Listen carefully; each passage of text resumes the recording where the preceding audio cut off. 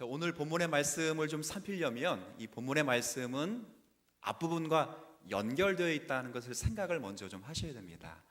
앞부분의 내용은 어떤 내용이었냐면 크게 두 가지이지만 한 가지 내용이었어요. 근데 크게 두 가지 사건 때문에 로마 교회에 불협화음이 있었다는 것을 제가 몇 번 설교해 드렸습니다. 하나의 문제는 음식을 먹는 문제 때문에 먹어도 되는 파와 먹으면 안 되는 파가 서로 싸웠습니다.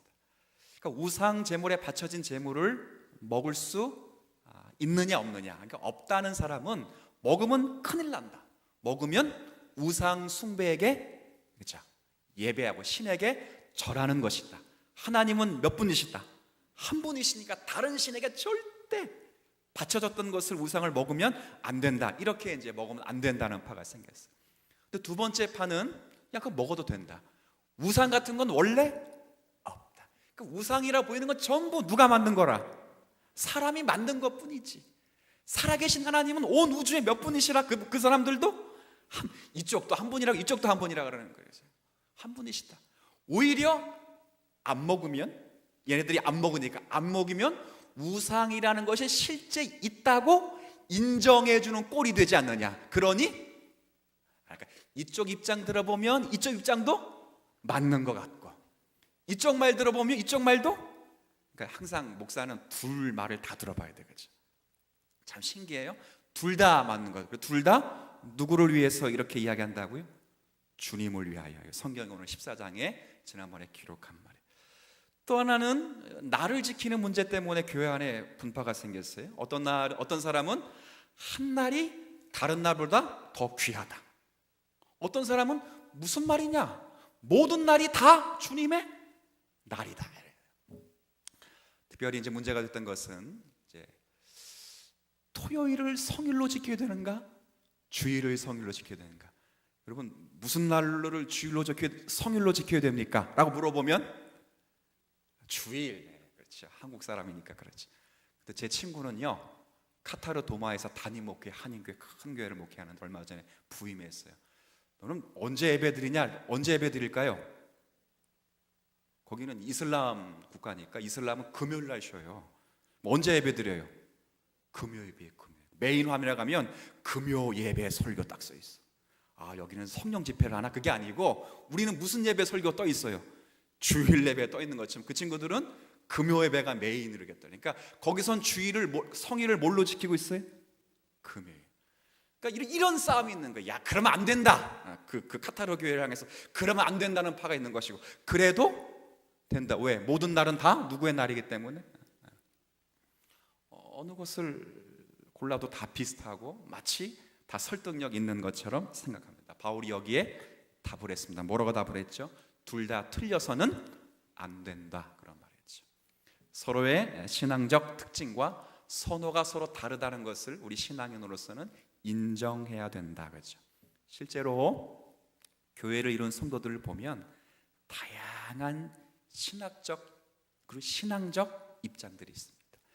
그것이 진리의 문제에서 벗어나는 것이라면 저는 언제든지 그리고 즉각적으로 그리고 끊임없이 그것을 교화시키려고 애를 쓰는데 그 진리의 문제에서 벗어나지 않는 한 개인이 갖는 신앙적 그리고 도덕적 어떤 종교적 형식이라면 약간의 자율성들은 다 있죠. 옛날에는요 새벽 예배를 월요일부터 주일까지 쭉 토요일 날 했잖아요. 쭉 해서 그 중에 새벽 예배 가운데 옛날 분들 가운데 두 날을 굉장히 거룩하게 생각했어요. 어떤 날을 거룩하게 생각했을까요? 그렇죠. 무슨 금요일이라 불렀습니까? 옛날에는 아니 성경에 성금요일이 어디 있습니까? 네? 성금요일이 세상에 어디 있습니까? 그리고 또 어느 날을 또 거룩하게 생각했을까요? 무슨 예배? 새벽 예배 가운데 어느 날? 그렇죠.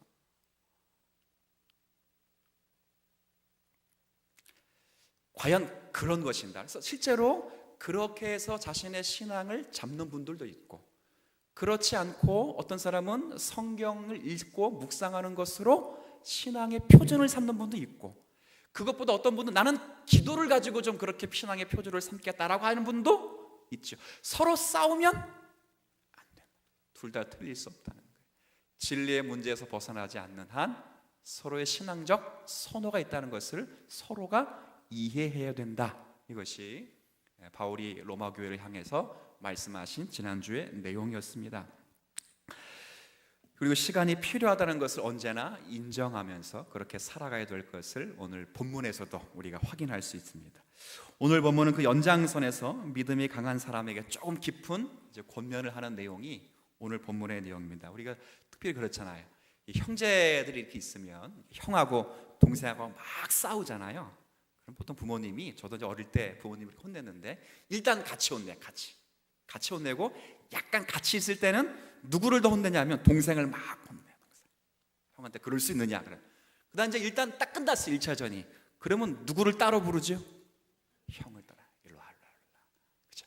왜 그러는지 아시죠? 형을 따로 불러서 네가 그래도 누구 잤냐? 형이잖아. 이해해 줘야 되는 것 아니냐? 동생이 그러면 양보해 줘야 되는 것 아니냐? 이거죠. 오늘 이 13절 이후의 말씀, 바로 믿음이 강한 자를 따로 불러서 따로 권면하듯이 그렇게 말씀하는 거. 어떻게 말씀하시는가? 13절 14절 제가 읽어드릴게요. 13절입니다.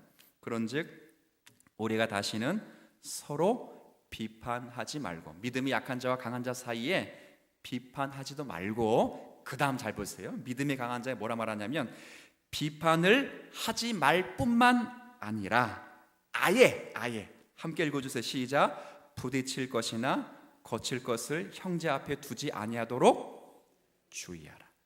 그러니까 그 사람을 비판하지 않을 뿐만 아니라 그것 때문에 싸움이 될 만한 요소를 아예 깔아두지도 말라 그 말이에요. 오늘 바울이 이야기하는 바로 내용이 바로 그 문제였어요. 실제로 이 세상의 모든 음식은 사실은 그 음식 이야기로 불거진 문제니까 생각을 해보세요. 사실 이 세상의 모든 음식은 누가 주신 거예요? 그럼 감사함으로 받아 먹으면 버릴 것이 하나도 없지요. 자, 지금 돼지고기를 제가 못 먹는다 이렇게 말하지 않죠. 돼지고기 잘 먹지요. 근데 구약 율법에 의하면 돼지고기를 먹어서는, 근데 그런 의식법이 예수 그리스도 안에서 완전히 성취된 이상, 성취를 근거로 해서 더 이상 의식법은 지켜지지 않기 때문에 돼지고기를 마음대로 먹을 수가. 그럼 돼지의 부속물들은, 어제 그 임원 모임에서 밥을 먹었는데 저는 메뉴가 뭐냐면 순대볶음 맞죠? 순대볶음 이렇게 쓰는데 옆에다가 잘 안 시켜 먹는 메뉴인데 여기 보니까 원산지 표시를 했어요. 원산지. 그러더니 뭐라고 했냐면 돼지 국산. 그리고 밑에 부속물들, 부속물. 이게 뭔가, 그게 뭐예요? 곱창, 막창 이런 걸 가리켜서 부속물들 이렇게 썼어요. 그게 전부 국산이라 이렇게 이야기를 하는 거예요. 그렇죠. 그러니까 돼지고기를 먹을 수 있다는 것은 돼지에 들어있는 모든 것을 다 먹을 수가 있죠. 피도, 선지도 먹을 수도 있죠. 그런데 그것을 먹는 것이 신앙에 의해서 하나님 앞에 약간 죄스럽게 생각하는 사람이 있다면, 아직 그 문제에 대해서 신앙적 자유를 얻지 못하는 사람이 있다면 아예 그 자리에서 선지국을 먹어서는 먹지 말아라. 어디 가서 먹어라? 딴 데 가서 먹어. 딴 데 가서. 아예 먹지 말라. 그러니까 너 평생 먹지 말라는 것이 아니라 그 상황에서는 먹지 말아라. 우리 유럽에 있는 제 동기 목사님들이 맥주를 마신대요. 그러니까 이놈의 새끼들이 맥주를 마시고 그랬어요. 그랬더니 거기 맥주가 영도래, 영도. 그리고 맥주라는 이름이 아니고 그냥 음료수예요, 음료. 우리나라 그 2단의 음료지만 혹시 들어봤어요? 맥콜, 성남 일화에서 맥콜, 그 2단의. 옛날에 그게 약간 먹으면 무슨 맛 같아요? 안 먹어보셨구나. 어떻게 보셨어요? 예, 근데 저는 잘 모르겠는데 사람들이 자꾸 맥주에 김 빠진 맛이라고 자꾸 그랬어요. 그러니까 그런 걸 먹는 거예요. 그런데 그 가운데 신앙에 그 이름이 약간 맥주라는 이름 때문에 양심에 거리낌이 있는 사람이면 절대 그것을 그 사람들이 먹지를 않아요. 거리낌을 두어서는 안 된다는 거예요. 왜? 그들의 신앙을 인정해 줘야 하기 때문에 기다려 줘야 한다. 성경은 그렇게 이야기를 합니다. 여기 성경에 무엇 때문에 그렇게 말하는지 15절 여러분 한번 좀 읽어주세요. 15절 시작. 만일 음식으로 말미암아 내가 사랑으로 행하지 아니함이라 그리스도께서 대신하여 죽으신 형제를 내 음식으로 망하게 하지 말라. 자, 그 형제를 예수님이 죽여서 살렸는데 그렇게 예수님이 죽으심으로 살려내신 성도를 네가 할 수 있는 마음의 자유 때문에 그를 다시 죽음으로 몰아가서는 안 된다는 거예요. 자유함을 부족하고 연약한 자들을 위해서 약간 억제하고 기다릴 수 있는 것, 이것이 사랑의 한 방편이라 이렇게 이야기를 하는 거예요. 실제로요, 믿음이 강한 사람들이 조금 신앙적 지식을 좀 잘하는 사람들이 믿음이 너무 좋다는 것을 자신의 자유면에서 강요하다 보면 상당히 믿음이 약한 사람들이 상처받는 경우가 참 많습니다. 실제로 한국교회 예전에 어떤 일이 있었냐면, 여러분들도 그런 교단이 있었는 줄 알아요. 어떤 교단이 있었냐면 여성들이 화장하는 것을 죄로 여겼던 한국교회 교단이 있었습니다. 실제 그 교단, 그 교회에서 여성들이 화장을 못했어요. 그리고 짧은 치마를 못 입었습니다. 이제 그런 교회에서 자라난 여고생이 이제 고등학교를 딱 입학했는데 거기에는 교회가 여러 교파들일 거 아니에요. 근데 교제했던 친구들 가운데는 다른 교단에 소속된 사람들이 여성이 화장을 하는 것이 죄가 아니, 여러분들이 어떤 교단에서 자란지 모르겠지만 그렇게 자란 교단의 아이들이 있었던 거예요. 그래서 이 아이들이 모여서 학교 끝나고 나서 가끔 화장을 하거든요. 화장. 그랬더니 이제 이 아이가 이 교단에서, 그러니까 화장이 죄라고 여겨지는 교단에서 자랐던 아이가 나는 화장하면 안 돼. 화장은 하나님 앞에서 죄가 돼. 이렇게 마음을 갖고 이야기를 하는 거예요. 그랬더니 화장이 죄가 전혀 아니라고 생각하는 사람이 어떻게 생각했겠어요? 뭐 그러냐 이렇게 말하면 되는데 그게 아니라는 것을 무조건 강조해요. 무조건 막 강조하는 거예요. 해라, 그거 성경과 관계 없는 것이다. 넌 믿음이 부족한 것이다. 그 교회가 잘못, 막 그렇게 했어요. 그래서 그 여성이 어쩔 수 없이 양심의 가책을 받으면서 화장을 했습니다. 근데 이제 어떤 현상이 일어났냐면 실제 있었던 일인데 그 여성이 그렇게 하나하나씩 자신이 세워둔 기준이 무너지면서 결국 성적으로 문란한 생활까지도 이어지는 일들이 실제 한국교회에서 있었어요. 근데 만약에 화장하는 것이 죄가 아니라고 잘했던 교회와 교파에 속해 있었던 조금 자유로움을 갖고 있었던 그 아이들이 화장하는 것이 죄라고 여겨서 마음에 양심의 가책을 받고 있는 아이를 조금 기다려 주었다면 그런 일이 생겼을까요? 안 생겼을까요? 안 생겼죠. 성경은 그 이야기를 합니다.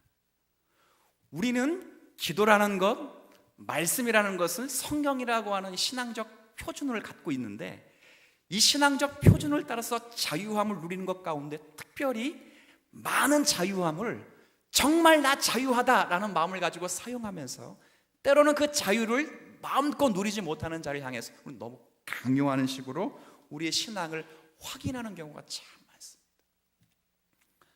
제사 음식에서 바쳐진 이제 제사상, 실제 우리 예전에 한번 제가 말씀 한번 드렸잖아요. 저희 가정, 그러니까 우리 집이 아니라 우리 사촌이 모이는 큰 집에는 유교문화라서 이렇게 제사를 지내는데 거기 보면 저희 작은아버지가 믿음이 그때 참 좋으신 집사님이셨는데 이분은 차례상에 올려진 제사 음식을 못 먹었어요. 못 먹으니까 저는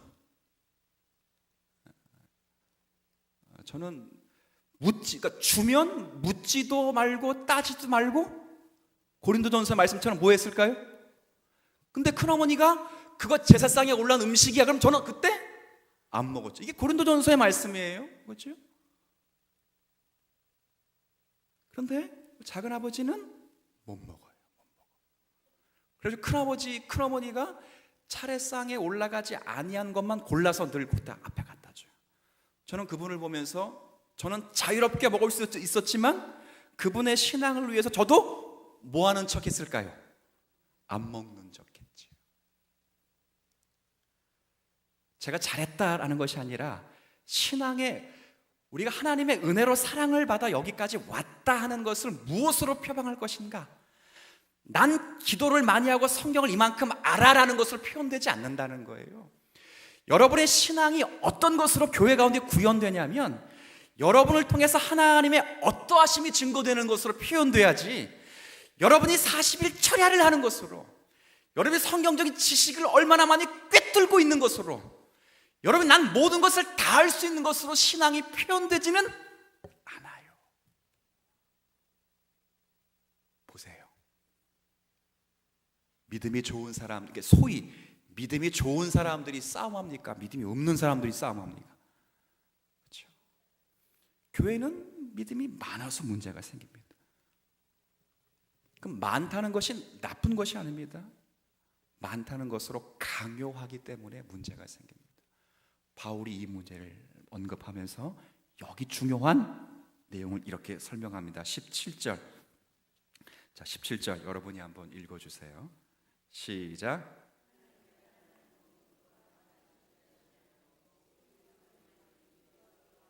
그렇죠. 하나님의 나라는 먹는 것, 마시는 것, 그런 것으로 결정되는 것이 아니다. 내가 좀 먼저 뭘 안다, 내가 좀 할 줄 안다, 이런 것으로 하나님의 나라가 평가돼서는 안 된다.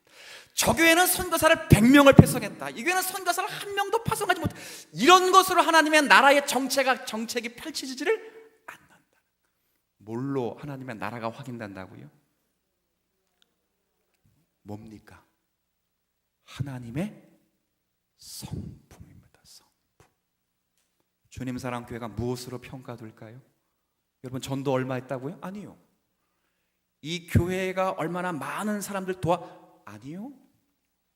이 교회가 하나님의 나라의 속성인 하나님의 성품을 얼마나 잘 구현하고 있는가로서 평가가 된다, 그 말이에요. 그러기 위해서는 누가 양보를 해야 된다고요? 믿음이 강한 자가요.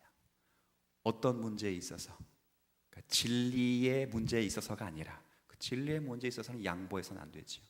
진리의 문제가 아닌 것에 의해서. 근데 생각해 보십시오. 목사님 이상합니다. 뭐가 이상하냐? 진리의 문제가 아닌 것에 있어서 양보하라는 건 말이 이해가 안 되죠. 잘 생각해 보시면 교회는요, 진리의 문제 갖고 싸우는 교회 없어요. 없다고. 아시겠어요? 어느 교회를 가보세요. 진리의 문제 갖고 싸우느냐고요. 진리의 문제 갖고 싸우는 교회는 정말 희귀해요. 그건 시대가 싸워줘요. 시대가. 그리고 신앙 교훈과 교리가 하나님의 말씀으로 반영되어서 우리 신앙적 싸움을 싸워줘요. 근데 거의 다 교회 안의 싸움은 진리 문제 갖고 싸우지 않고 진리가 아닌 것 갖고 싸우죠. 전부 그렇습니다. 성경은 그 부분을 오늘 그 싸움에서 믿음이 강한 자가 양보하는 것이, 그게 뭐라고요? 신앙이다. 그것이 사랑이다. 기다려주는 것이 하나님의 나라가 선포되는 자리다. 거기에 하나님의 성품인 의와 희락과 그리고 사랑이라고 하는 속성이 증거되는 것이다. 그걸 잊지 말아라. 그렇게 이야기를 하는 거예요. 내 뜻을 관철시키기 위해서 나는 믿음이 있기 때문에 그것을 쭉 관철시키는 그 통로가 하나님의 역사가 일어나는 자리가 아니고, 그것이 진리가 아닌 이상은 그 문제를 안고 믿음이 강한 사람, 책임을 많이 맡은 사람이 먼저 무릎 꿇고 기도하고 그가 돌아오기까지 인내하며 그를 세울 수 있는 사람, 그가 하나님의 나라의 합한 자라 성경은 그렇게 말해요. 그래서 마지막 여기 결론을 이렇게 냅니다. 22절에. 자, 22절 이것도 한번 읽어 주시겠어요? 22절 함께 읽습니다. 시작.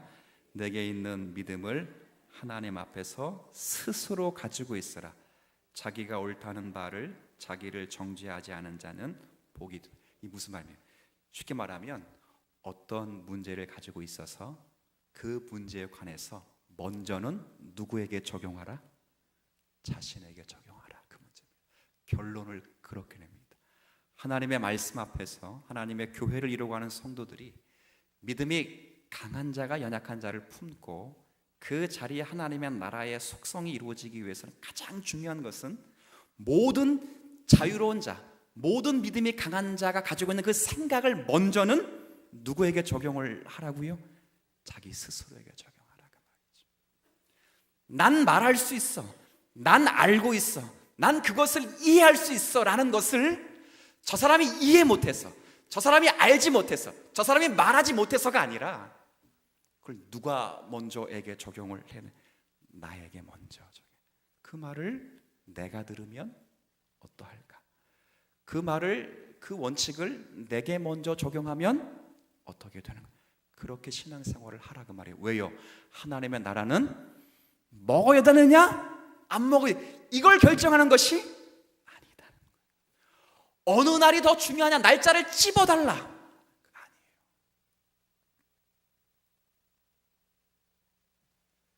예전에 제가 그런 예를 하나 드렸잖아요.